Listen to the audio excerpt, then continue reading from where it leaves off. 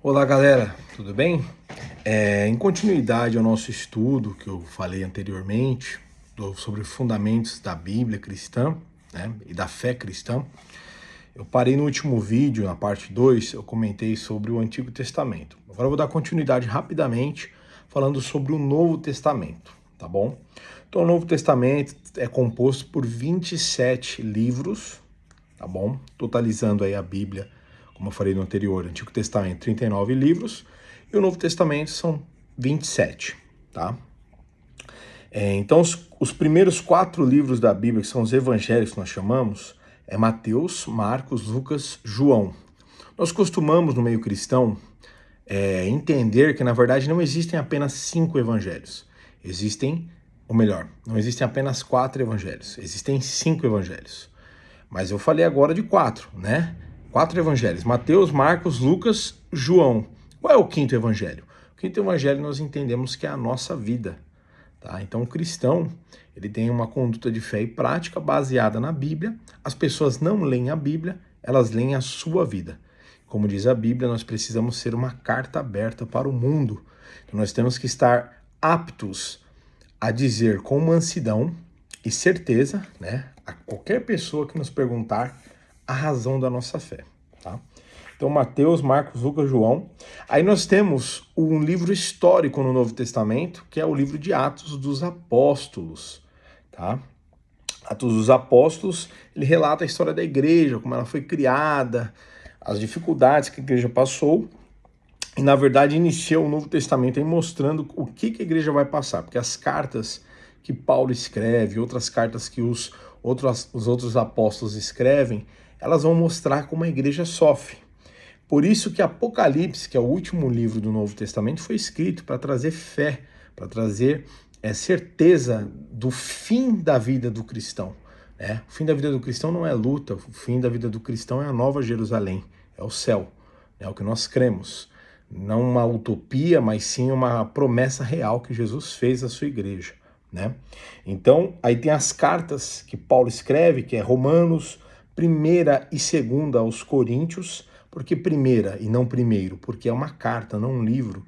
Então é a primeira carta que Paulo escreveu aos Coríntios, tá? Que é os irmãos que moravam em Corinto. Então 1º e 2º aos Coríntios, a carta de Gálatas, Efésios, Filipenses, Colossenses, 1ª e 2ª Tessalonicenses, tá? 1ª e 2ª carta a Timóteo, carta feita a Tito, carta feita a Filemon, e aí fecham as cartas de Paulo, tá bom?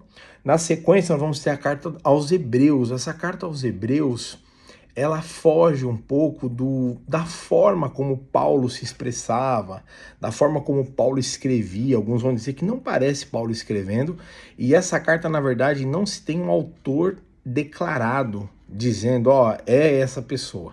Tá? As outras cartas nós sabemos que foi Paulo, mas Hebreus não tem uma certeza de quem pode ter escrito, ou quem, melhor dizendo, quem escreveu Hebreus, tá bom? E isso também não importa. Na verdade, você, durante o estudo bíblico, vai perceber que muitas vezes vão surgir enigmas que a gente vai ficar perdido. Será que o que aconteceu? Aí você vai fazer uma análise. Isso realmente é necessário para a minha salvação? Sim ou não? Aí você vai analisar isso, tá bom? Se tiver dificuldade, peça ajuda. Por exemplo, um exemplo de enigma, algo enigmático. Nós sabemos que o cordão umbilical ele serve para alimentar a criança no útero. Através disso, nós sabemos que nós temos um umbigo, né? Aí a pergunta é, se Adão vem de Deus, como diz a genealogia, como nós sabemos, né? Que Adão veio de Deus, Adão tinha umbigo? Sim ou não?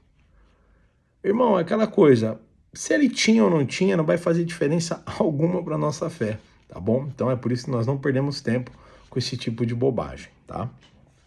Na sequência, então, tem Hebreus, que é uma carta que nós não sabemos o autor ao certo, tá? Nós temos Tiago, que o próprio nome da carta leva, que a carta leva é o escritor, tá bom? A partir de agora que a gente vê isso, tá?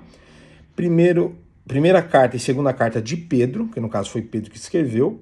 1ª, 2ª e 3ª carta de João, que no caso aqui é o apóstolo João, tá bom? É conhecido também como o discípulo do amor, tá? Que tinha aquele irmão chamado Tiago, foi chamado de Boanerges, filhos do trovão, é esse João, tá?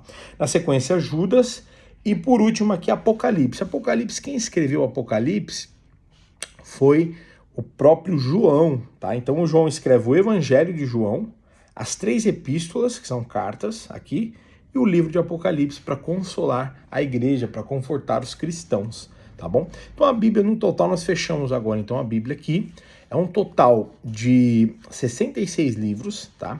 Escrita num período de 1.100 anos o Antigo Testamento, tá?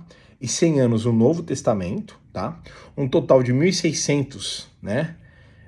Anos comporta a Bíblia toda, porque na verdade nós vamos saber depois ali que tem o silêncio profético de Malaquias até Mateus. Algumas Bíblias antigas até tinham 4 folhas em branco, simbolizando os 400 anos, que na verdade, segundo a história, não foram apenas 400 anos, foi cerca de 400, 450 anos, né? Mas isso também não vai mudar em nada a nossa vida, tá bom?